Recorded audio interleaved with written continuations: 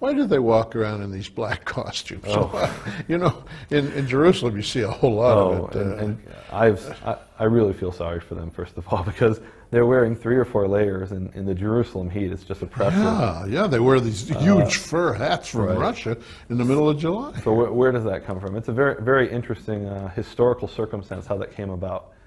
There was a historical period in the 1800s called the Emancipation.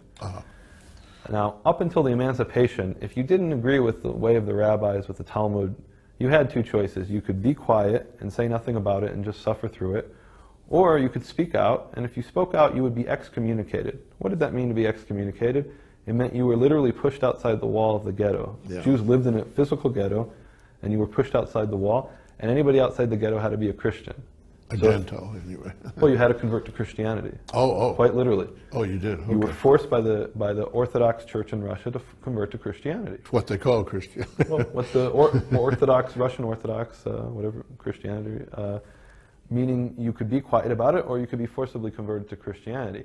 What happened is Napoleon Bonaparte, who has got a pretty bad rap in history, but he was in some ways a pretty good guy.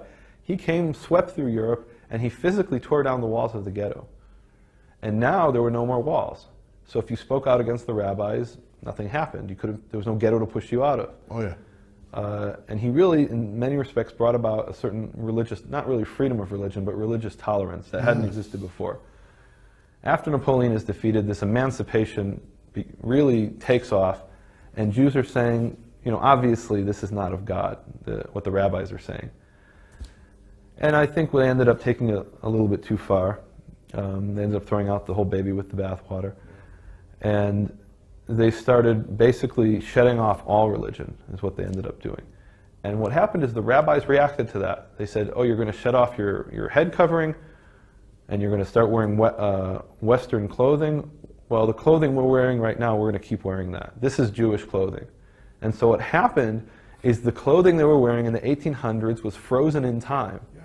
And you could go and look at a late 18th century Polish nobleman, and you feel like you're in Mea She'arim, the ultra-Orthodox neighborhood of Jerusalem, because this was just the clothing that all people in that period wore.